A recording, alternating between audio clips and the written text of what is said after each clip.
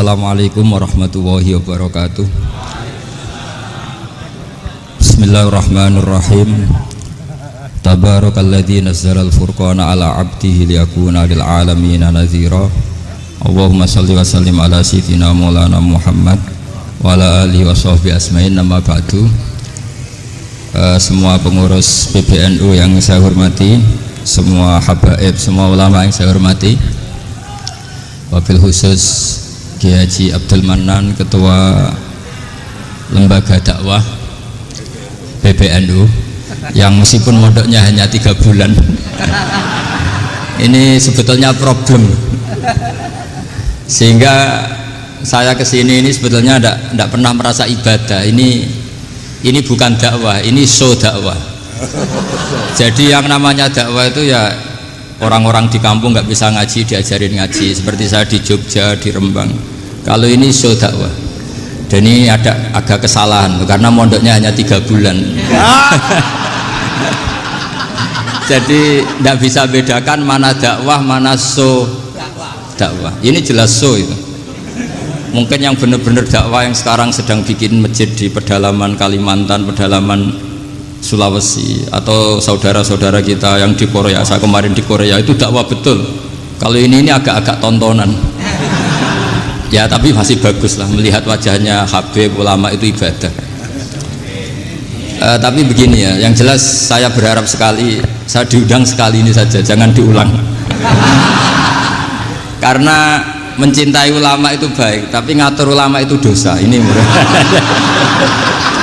jadi ini harus dicatat. Jadi Imam Malik itu kalau diundang tuh marah, meskipun yang undang tuh seorang raja zaman itu, Harun ar-Rasyid. Beliau minta supaya Imam Malik baca Muwatta di istana untuk anak-anaknya, padahal seorang presiden mau ngajari anak-anaknya. Imam Malik marah, masyhur gitu, al ilmu yu'ta la ya'ti, ilmu disowani, ora kok ilmu yang sowan. Di mana-mana timba itu ke sumur, apa sumur yang ketimba? Timba ke sumur. Ini agak kecelakaan. Pakai air pam. air pam katanya. Ini udah banyak air. Sehingga saya kata orang banyak itu di SK-kan PBNU, tapi itu tidak pernah saya pikir. Karena saya melakukan kebaikan itu sebelum dapat SK. Saya ngajar sebelum dapat SK, saya dakwah di mana-mana sebelum dapat apa? SK saya langsung minallahi ta'ala, dari Allah ta'ala. Jadi kalau PBNU niatnya ikrar bahwa orang yang sudah manfaat diangkat, itu saya terima. Tapi kalau merasa ngangkat saya, tak lawan di pengadilan itu. Karena saya sudah jadi kiai sebelum diangkat PBNU. Ya ini saksikan ya para muhibin saya. Jadi kalau SK itu ikrar, ngakui kalau Gus Bak manfaat, saya terima. Kan hanya ikrar saja, Pak. Tapi kalau merasa ngangkat dari bawah ke atas, itu tak lawan sampai apa? Pengadilan, sampai di akhirat. Tersangkanya ya yang sedang jabat sekarang itu. Tapi saya yakin enggak, Kiai Miftahul Ahyar itu orang alim, karena alumni Sidogiri dan menantunya Syekh Duki. Di antara gurunya itu pernah mbah mertua saya, karena istri saya orang Sidogiri. Beliau juga besanan sama keluarga Lasem, saya ini Durriyah Lasem. Pak Said Akil juga orang alim, mbah-mbahnya juga orang alim. Baru kemarin nyocokkan nasab sama saya. Buyut-buyutnya beliau itu adik buyut saya, pernah cocokkan sama saya. Gus, saya sama saya tua mana? Tua saya, buyut kamu adik buyut saya, kata saya gitu. Tapi saya tetap hormat sama beliau karena ya pernah sepuh umurnya setidaknya. Jadi saya ulang lagi, ngaji seperti ini itu sebetulnya lebih ke show, pertunjukan. Supaya pertunjukan ini tidak dosa, saya isi ngaji betulan. Tapi jangan diulang. Karena biasa ngaji rutin. Saya di Jogja tafsir Jalalain sudah juz 23. Pernah khatam hikam. Sekarang Nashahul Ibad separuh. Saya ngaji di Sidogiri Itkon, di Sarang Balaghatul Quran, di Hajen Lubul Usul, tapi sarahnya yang Thariqatul Husul, sarahnya Mbah Sahal Mahfud. Jadi baru di sini ngaji bersaing sama orang yang mondok berapa? 3 bulan. Ini masalah. Masalah. Nggak boleh mondok itu harus buat tulis zaman. Tapi ya tidak apa-apa, mungkin laduni ya. Jadi kalau mondok cepet itu kemungkinannya apa? Laduni. Begini, tapi saya tertarik apa yang dikatakan Kiai Haji Abdul Manan tadi menyangkut kalimat tauhid. Saya ngaji di mana-mana bilang, kalau ngaji itu yang tahqiq itu detail. Detail itu bahasa Arabnya tahqiq. Jadi kita misalnya berpikir secara jernih, orang yang kafir 70 tahun itu pasti menjadi muslim karena melafadzkan la ilaha illallah. Dan itu bi ijma'il ulama. Semua ulama mengatakan demikian. Saya ulang lagi, itu bi ijma'il ulama. Karena mansus di Quran ada ayat kullil ladzina kafaru iyantahu yughfar lahum ma qad salaf. Kalau orang yang kafir 70 tahun bisa dihilangkan kekafirannya hanya dengan kalimat la ilaha illallah Muhammadur Rasulullah. Berarti kalimat ini statusnya apa? Penghilang kekafiran, apa?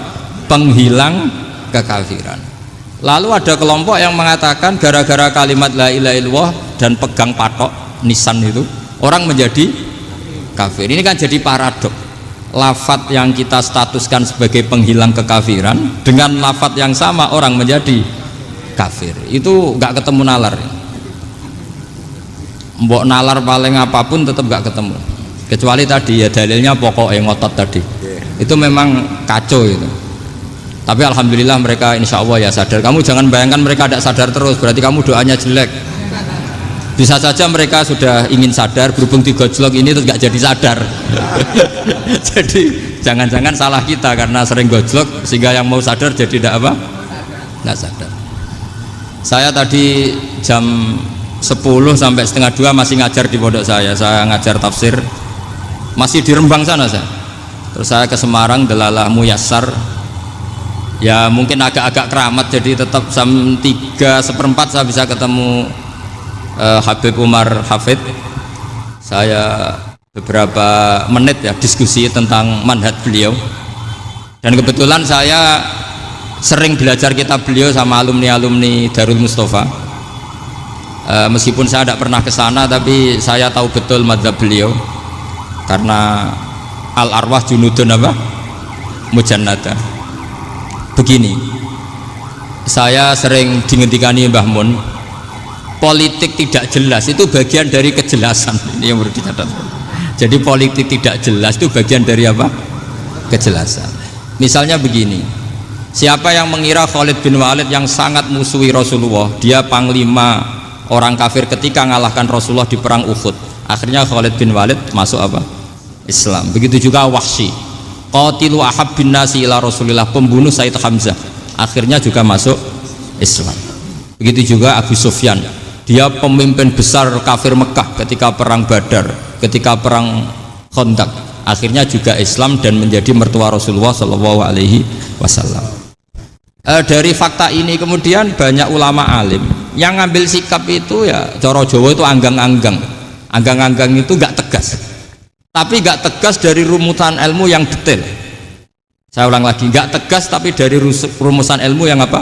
Detail. Bisa saja orang yang sekarang kafir suatu saat mukmin atau muslim. Bisa saja yang sekarang sedang fasik suatu saat soleh. Bisa saja yang mondok 3 bulan rois PB NU. Sementara yang mondok lama kadang Kiai RT. Tapi itu hanya hukum duniawi. Saya yakin yang Kiai RT ini PBNU di akhirat.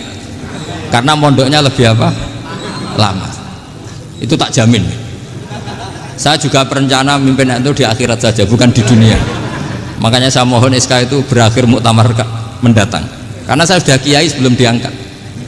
Makanya saya ulang-ulang, kalau pengangkatan itu niatnya ikror saya terima, tapi kalau niatnya ngangkat tak gugat di pengadilan. Ini tidak guyon, ini betulan itu ya, tapi ini hanya guyon saja. Nah ini penting saya utarakan teori ngaji ya. Ini saya bacakan naskah asli Sayyid Umar Hafid supaya Anda dapat barokah beliau. Karena beliau selain alim allamah, muridnya Habib Salim, juga beliau pernah ngaji kutub Sayyid Abdul Qadir Segaf di Jeddah. Juga beliau sering istifadah di beberapa kiai. Ini saya baca teks Arabnya kemudian saya terjemah. Bagi yang tidak setuju pemaknanya bisa gugat, karena saya baca Arabnya. Yang nggak setuju pemaknanya bisa gugat, tapi tak jamin kalah karena saya paham betul teksnya maknanya seperti itu. Logikanya tadi ya, ketika Rasulullah ngambil sikap tegas kepada Qatilu Hamzah yaitu Wahsy, dan ketika Rasulullah ngambil sikap tegas pada orang-orang yang mengalahkan beliau di perang Uhud, kaifa yuflihu qaumun fa'alu bi anbiya'ihim hakadha, bagaimana mereka jadi orang benar atau orang yang dapat kebahagiaan kalau mereka perlakuannya seperti Nabi seperti ini, yaitu Nabi sujja wajhuh masyhur wa kusirat ruba, yaitu Nabi itu wajahnya terluka, gigi serinya tanggal. Orang-orang seperti ini tuh nggak akan bejo kalau orang Jawa, nggak akan falah. Tapi apa yang terjadi? Allah menurunkan ayat laisa laka minal amri syai'un aw yatuba 'alaihim aw yu'adzibahum. Muhammad itu bukan wilayah kamu ngecap orang, menstigmasi orang itu tidak wilayah kamu. Saya bisa saja mengampuni mereka atau menyiksa saya itu atau menyiksa mereka itu wilayah saya, kata Allah. Saya bisa saja mengampuni mereka atau menyiksa mereka itu wilayah saya.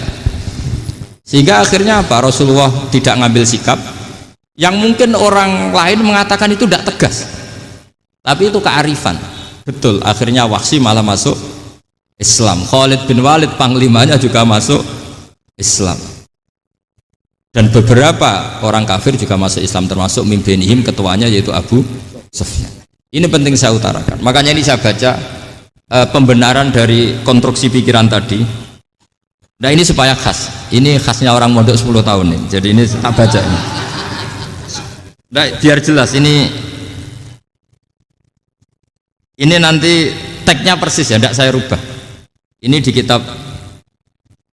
kitabnya Habib Umar Hafid, namanya itu Taujihun Nabi Limardoti Bari. Kalau diterjemah ya mengarahkan orang yang sadar. Nabi itu orang yang sadar ya, sampai ini termasuk orang yang sadar. Limardoti Rabbi, menuju mendapat ridho Tuhan atau Allah Subhanahu wa taala. Saya baca tagnya ini di halaman 179. Ini tidak ada yang saya rubah, tidak saya kurangi. Bismillahirrahmanirrahim. Fala budda an nuwattina qulubana ala annana khadamatu ahli hadzal qaul wa yattali Allah min qulubina annana na'taqidu imkaniyata ayyasfa fi ahadina yaumal qiyamati man huwal ana kafirun yuslimu faya'lu sya'nu indal haqqi fayakunu sababan li khalasika fil qiyamah yumkinu dzalik. Jadi kita para dai, para kiai itu adalah khodamatu hadal kaun. Kita ini adalah pelayan alam raya ini yang selalu berharap alam ini akan lebih baik. Orang yang sekarang sedang kafir bisa saja nanti yang nyafaati kamu di akhirat, yaitu mereka masuk Islam lalu Islamnya lebih serius, akhirnya punya hak syafaat. Sementara kamu Islam mulai kecil tapi biasa-biasa saja seperti ini, mulai dulu ngaji terus sama Ki Abdul Manan, nggak pernah yang ngisi ngaji, itu artinya nggak ada perkembangan. Makanya saya nggak ingin ngaji lagi, karena saya ingin perkembangan Anda nanti tukang mengisi, bukan yang diisi. Kalau saya nanti ngaji lagi di sini, artinya Anda kalau tetap mendengarkan itu tidak ada perkembangan. Pantes saja semulang Gus Bahak sampean sing ngaji. Sekali-kali ada perkembangan, saya ngaji sampean yang mulang, itu bagus itu. Meskipun itu perkembangan yang menyesatkan.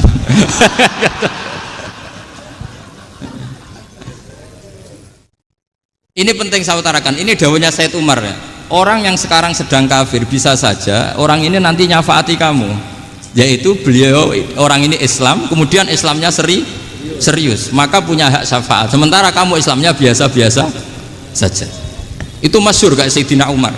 Sayyidina Umar Islam di hari itu langsung makomnya makom yang a'la, sehingga mengalahkan yang sudah Islam lebih lama. Karena Islamnya Umar itu menjadi izzatul Islam betul. Makanya jangan benci orang tegas teman-teman, kadang ya ada baiknya. Abu Bakar itu sudah Islam tapi layinal janib, orangnya santun. Kalau dipisoi orang yang menengahi lah, kira-kira seperti itu. Begitu juga Bilal, Ammar, Suhaib. Singkat cerita, Rasulullah itu sering dibully ya, sering disiksa orang-orang kafir. Rasulullah berharap, wah kalau yang Islam gini terus repot. Melihat Umar ini petarung di pasar Uka, dia dapat uang itu kalau tarung, menangan. Kata Rasulullah, kalau ini yang Islam ya bagus. Beliau berdoa, Allahumma aizal Islam bi Umar. Itu kira-kira 2 hari dari doa beliau, Umar masuk Islam. Itu pertama masuk Islam itu orang-orang kafir diparani. Kalau kamu ganggu Rasulullah Muhammad tak bunuh. Semenjak itu orang kafir yang gentenan sembunyi. Sehingga kata para mereka yang Islam, Islam selalu jaya mut aslama Umar, ketika Umar masuk Islam. Itu dalam satu hari Islam itu Rasulullah sudah ngendikan Umar yang Islam sehari ini imannya kalau ditimbang separuh ahli dunia masih unggul sama Islamnya Umar. Nah bisa saja seperti itu. Jadi saya minta sama teman-teman yang mencintai ilmu, tidak tegas itu bagian dari ketegasan dalam ilmiah, karena kita ini tidak mengendalikan dunia, tidak mengendalikan hidayat, hanya Allah piyambak yang ngasih apa? Hidayat. Maka sikap kita laisalaka minal amri syai'un aw yatuba alaihim aw yu'adzibahum. Rasulullah yang ahabbul khalqi ilallah saja tidak boleh tegas karena semuanya potensi itu ada. Cuma kita tegas dalam kebenaran saja, tapi nggak perlu tegas dalam mengawal kebenaran. Kenapa demikian? Karena Islam ini agama yang akan dijaga Allah ila yaumil. Yang jaga Islam bukan PBNU, bukan PP Muhammadiyah, bukan kiai. Yang menjaga Islam namun Allah Subhanahu wa ta'ala. Makanya Sayyidina Umar itu kalau disuruh mikir Islam itu gak mau betul. Masyhur itu dalam tarikh-tarikh. Umar mimpin itu sukses, banyak futuhat. Singkat cerita akhirnya orang tuh kelangenan, wah kalau Umar meninggal kayak apa. Sehingga Abdullah bin Umar setiap jalan-jalan tuh dibully, kalau sekarang dibully. Ya Abdullah bin Umar, bapak kamu itu gimana? Sudah sepuh mau meninggal kok tidak suksesi. Kalau saja ada orang penggembala kemudian meninggalkan kambingnya di hutan, kamu anggap orang yang mudoyi enggak, menyanyiakan kambing itu enggak? Ya iya, kata Abdullah bin Umar. Apalagi amru hadil umat ini mau ditinggal gelanggang, nanti suatu saat Umar meninggal. Mbok ya suksesi supaya jelas. Logika itu diaturkan ke Umar radhiyallahu anhu, ke Sayyidina Umar. Pertama Umar agak tertarik dengan logika itu. Lama-lama beliau marah. Tidak jadi. Saya tetap tidak akan istikhlaf, tidak akan suksesi. Dan saya tidak akan mikir Islam, katanya. Islam akan diurus oleh Allah Subhanahu. Terus beliau ngendikan, Islam ini jalan ketika ditinggal Abu Bakar. Bahkan ketika ditinggal ahabbul khalqi ilallah akramul khalqi indallah, yaitu Rasulullah Muhammad sallallahu alaihi wasallam. Coba Islam dulu dipimpin Abdul Qadir ketua wali, dipimpin Wali Songo, dipimpin orang top-top. Sekarang dipimpin mondok 3 bulan jalan. Karena Islam yang ngatur Allah Subhanahu wa ta'ala. Jadi ini penting. Loh coba ustadz tuh banyak yang nggak bisa ngaji loh. Tapi ya laku ya nggak masalah. Loh saya kemarin di Korea seminggu. Itu TKI jadi khotib, ada yang jadi mufti, ada yang jadi suriah. Itu ada yang di sana jadi suriah, pulang ke kampung angon kambing lagi. Loh itu teman saya kenal. Suriah Korea. Iya suriah Korea, tapi artinya gini. Bahkan masjid semua yang di Korea itu didirikan oleh TKI dan TKW. Mereka digerakkan Allah untuk mikir agama, karena agama ini milik Allah. TKI saja mikir. Makanya ini penting, yo dakwah tapi tauhidnya sing kenceng, jangan dakwah kenceng tauhidnya kendor. Itu bahaya betul. Saya ulang lagi ya, ini dawuh Habib Umar. Jadi kata beliau, fala budda an wattina qulubana. Kita harus yakin seyakin-yakinnya bahwa semua kemungkinan itu mungkin. Makanya masyhur dalam tarikh ketika kafir Quraisy mau disiksa oleh para malaikat karena mereka sering menyakiti Nabi, kata Nabi gimana? Jangan. Saya berharap kalau bapaknya tidak mukmin, suatu saat anaknya mukmin. Masyhur dalam tarikh. Musuh Nabi besar siapa? Walid bin Mughirah. Punya anak Khalid bin Walid. Abu Lahab punya anak Darrah, itu mukminah yang baik. Abu Jahal punya anak Ikrimah, itu mukmin yang baik. Di Indonesia lebih hebat lagi. Bapaknya raiso maca Quran, anaknya hafid. Bapaknya utun ratamat SD, anaknya jadi dekan. Di Indonesia banyak orang nggak siapa-siapa, anaknya jadi presiden, anaknya jadi menteri. Artinya jangan karena bapaknya kafir kamu nganggep anak turunnya pasti selalu kafir. Teori itu sudah salah zaman Rasulullah. Yaitu Walid akhirnya punya anak Khalid, Abu Lahab punya anak Darrah. Terus siapa? Abu Jahal punya anak siapa? Ini penting saya utarakan karena dakwah kalau terlalu semangat, nanti kalau menghilangkan tauhid bahaya. Tetap innal huda. Uni Soviet kayak apa? Mengkooptasi negara-negara sekelilingnya sampai jadi Zuni. Tapi apa yang terjadi? Uni Soviet yang runtuh, persemakmurannya semua rata-rata jadi negara apa? Islam, kayak Uzbek, kayak Ceknya, kayak apa-apa. Karena agama ini diurus Allah. Sehingga kalau tapi kamu ngitmai agama nggak apa-apa. Makanya istilahnya Habib Umar khodamah itu pelayan, nggak apa-apa. Kita ngitmai agama itu nggak apa-apa.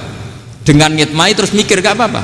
Tapi jangan mikir yang merasa kalau kita mati, wah nanti agama ini kukut karena saya mati. Kamu itu siapa? Agama Islam ini tidak pernah dipasrahkan kamu. Diurus oleh Allah Subhanahu wa taala sendiri.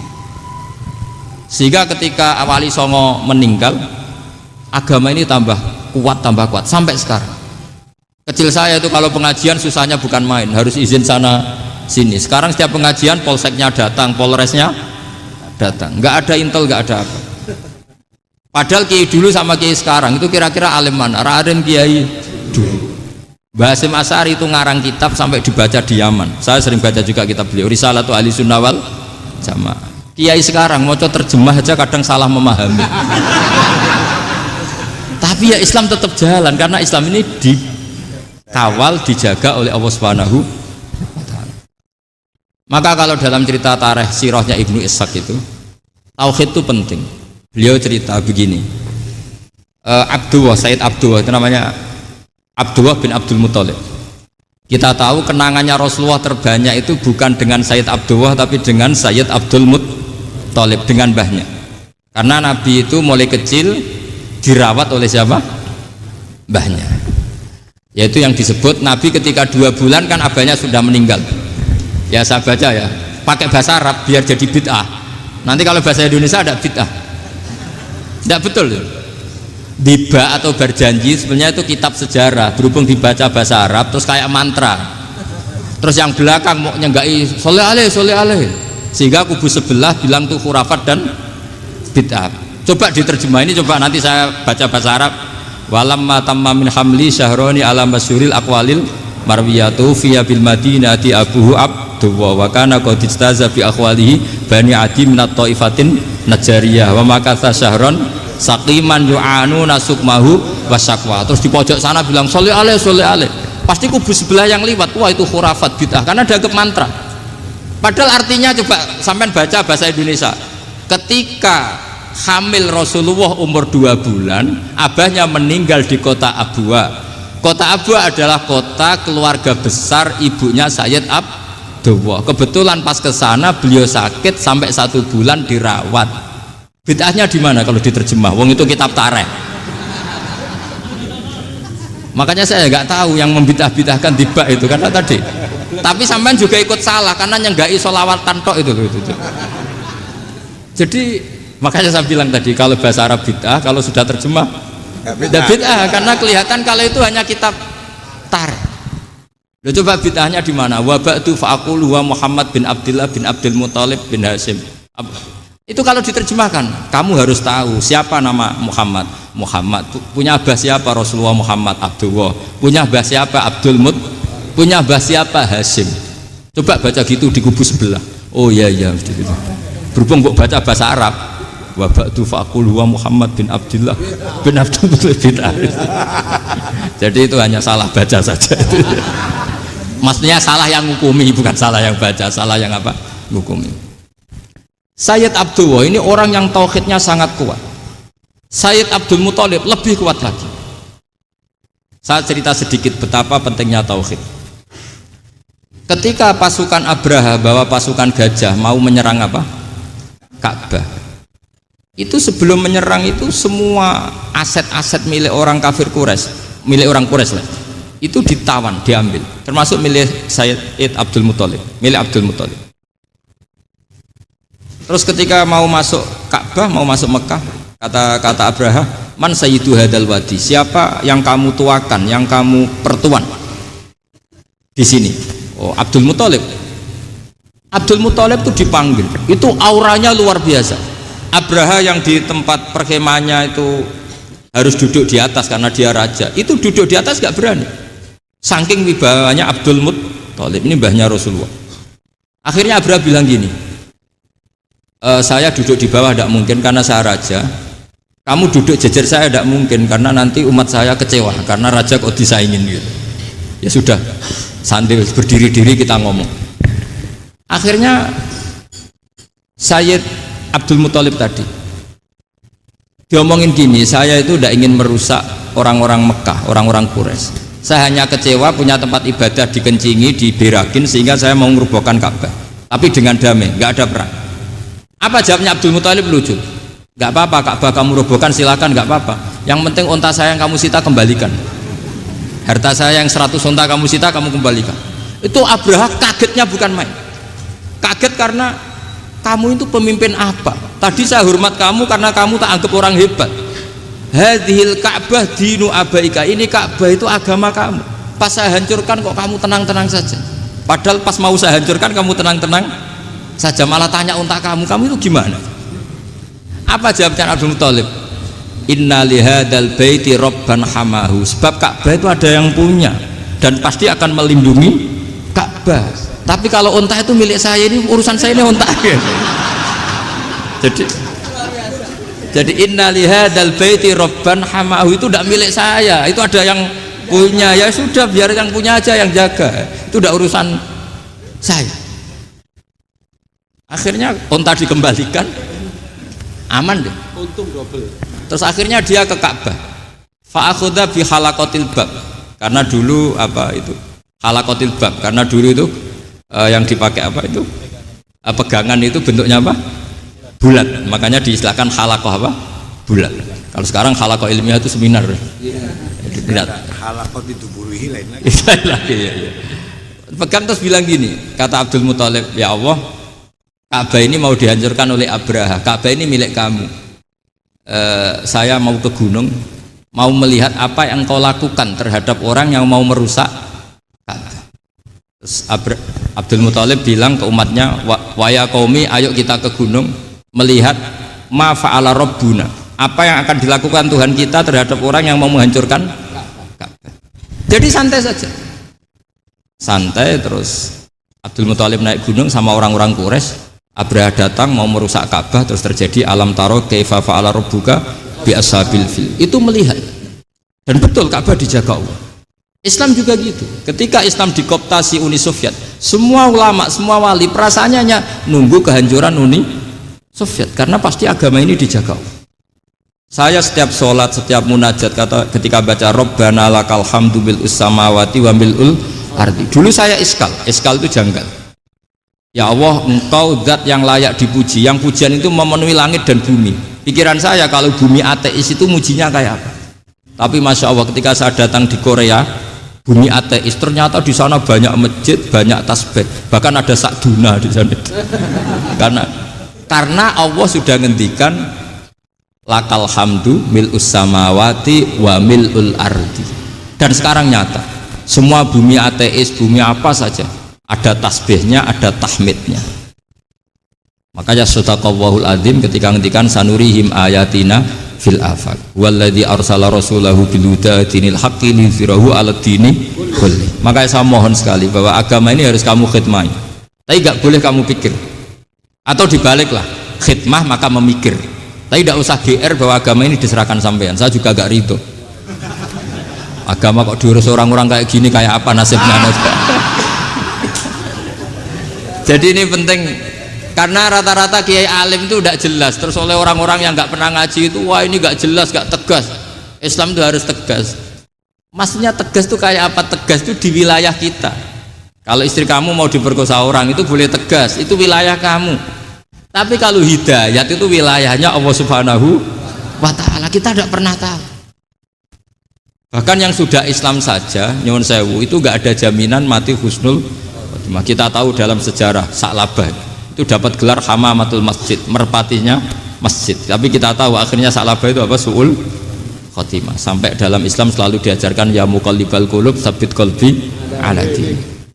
Jadi kalau kita sendiri saja masih ingin selalu husnul khotimah, agak ada ruang untuk mudah menvonis orang lain. Makanya saya salut sekali ketika Habib Umar menulis kita semua ini mengkhidmati hadal kaun, dan selalu berharap bisa saja suatu saat orang yang sedang kafir bisa saja suatu saat muslim. Nah soal kalau yang sama yang harbi menyerang kita ya tarung. Kalau artinya kalau yang merangi kita ya kita wajib perang, kalau enggak ya habis kita. Seperti kita lakukan ketika diserang Belanda. Tapi ketika mereka musta'man, dhimmi, mu'ahad, orang-orang kafir yang mau berdamai dengan kita, ya kita damai. Sebagaimana yang dilakukan Rasulullah SAW ketika berdamai dengan kafir Quraisy yang dipimpin Suhail bin Amr. Masyhur itu dalam tarikh. Singkat cerita kan Sayyidina Ali ini pernah konflik sama orang Khawarij. Kata Sayyidina Ali, ya sudah lah, namanya kita musuhan, kita tidak usah ketemu, pakai mediator, kata Sayyidina Ali. Kata orang Khawarij, ini apa-apaan kok butuh mediator, nggak ada Qur'annya, ada hadisnya. Kira-kira kalau Pak Sayyidina Ali orang Jawa, nggak ada apa tidak tahu. Walhasil Sayyidina Ali akhirnya baca ayat, wa in khiftum shiqaqa bainihima fab'atsu hakaman min ahli wa hakaman min ahliya. Jika suami istri tengah konflik, maka yang keluarga suami kirim mediator, yang keluarga perempuan juga kirim. Terus kata Sayyidina Ali, wa amru ummati Muhammad a'dhamu min amri rajulin wa imra'atin. Kalau suami istri saja ketika konflik butuh mediator, apalagi ini kelompok besar, pasti lebih butuh mediator. Akhirnya lalu mediatornya siapa? Kata Sayyidina Ali, ya siapa saja yang penting baik. Ditunjuk seseorang, diprotes sama orang Khawarij, ini orang nggak kredibel. Oh, ini. Terus Sayyidina Ali marah-marah. Rasulullah itu pernah berdamai dengan orang, bahkan orang itu kafir, yaitu Sulhul Hudaybiyah. Nabi itu berdamai dengan orang yang bernama Suhail bin Amr, ketika itu kafir. Makanya ini menunjukkan bahwa musolahah ma'al kufar itu boleh demi kelangsungan bernegara, berbangsa. Kamu tidak usah meragukan reputasi NU. Ketika dulu kafirnya kafir harbi zaman Belanda, ya Mbah Hasim fatwa apa? Jihad. Jadi jangan kira tidak tegas, kita tegas sekali, justru kita yang punya masa lalu tegas. Tapi kepada siapa dan dalam konteks apa? Paham ya? Terus ini penting sekali untuk dijernihkan. Ini saya baca berikutnya nanti, tidak supaya tahqiq. Saya syukur sekali, saya tadi sekaligus minta ijazah sama Habib Umar, dan memang saya ngaji ini lama sama teman-teman alumni Yaman, cuma belum pernah ketemu mu'alifnya. Tadi saya ketemu minta ijazah itu, dan beliau senang sekali, bahkan sempat bikin tulisan di kitab saya ini. Sama tidak perlu baca, karena kalau bisa ya biasa, kalau tidak bisa malu ya sudah, tidak usah baca sudah. Terus ini kata beliau, ini masih saya teruskan. Nahnu min hadhil intilaqah naktasibu thabatana wa quwwata yaqinina wa illa fa fil ardi mu'aridun wa muntaqidun wa mukhalifun min akhyarin wa asyrarin sholihin wa fasikin muslimin wa kuffar. Kalau kamu punya satu metode ilmiah, metode dakwah, kamu harus siap, karena pasti ada yang menentang. Yang menentang itu ya mulai orang soleh, tidak soleh, orang macam-macam. Jadi kalau sudah punya manhaj, memang dari awal harus siap apa? Ditentang. Jadi misalnya PBNU punya kebijakan apa, ya sudah siap saja dibully. Itu pasti itu, karena nggak ada manusia semua suka, semua benci. Kata beliau, anta in kunta fi syakkin min hadzal maslak wal manhaj fattabi man syi'ta wasaha angka ghaniyah wa in kunta ala yaqinin annahu al huda wa mirasun nubuwah wa annahu haqiqatu tarjamatil ahdi ma'rab fala tata'atsar min kalami ahadin yakunu mangkana. Jadi intinya kita mengawal Islam secara rahmatan lil alamin itu justru kita berharap menjadi simpatik dan menjadikan mereka menjadi napa Islam. Jangan ketika simpatik dianggap gak tegas. Saya masih ingat betul dawe Mbah Mun, hak sekseni, kata beliau. Saya masih ingat kalimatnya, sekseni. Aku ra tegas itu berdasar ayat laisalaka minal amri syai'un aw yatuba alaihim aw yu'adzibahum. Karena potensi sosial itu bisa rubah. Orang yang sekarang kawan kamu bisa saja suatu saat jadi musuh. Yang sekarang musuh kamu bisa saja suatu saat jadi kawan. Terus kamu ngambil sikap tegas dalam sesuatu yang nggak stabil seperti ini, lalu tegas itu kan nggak pada tempatnya. Makanya yang seperti ini kata Allah pakai asa itu menawa. Asa wahu ayyaj'ala bainakum wa bainal ladzina adaitum minhum mawaddah. Bisa saja orang yang sekarang musuhan dengan kamu suatu saat dijadikan mawaddah. Kamu udah mawaddah itu saling mengasihi. Kamu udah usah tanya, wallahu qadir, kata Allah, karena Allah mampu. Jadi dalam hukum-hukum sosial Allah seringnya bilang apa? asa. Misalnya wasa antakrahu syai'a wa huwa khairul lakum, wasa antuhibbu syai'a wa huwa syarrul lakum. Karena masalah sosial ini semuanya asa, yang pernah tahu siapa? Bisa saja sekarang saya Rois Suriah, nanti SK-nya nggak turun lagi, tapi saya tidak apa-apa. Bisa saja nanti santri 10 tahun dipimpin 3 bulan, nggak apa-apa. Bolak-balik nggak apa-apa, saya tidak akan kecewa. Karena masya Allahu kana wa malam yasa lam yakun. Assalamualaikum warahmatullahi wabarakatuh.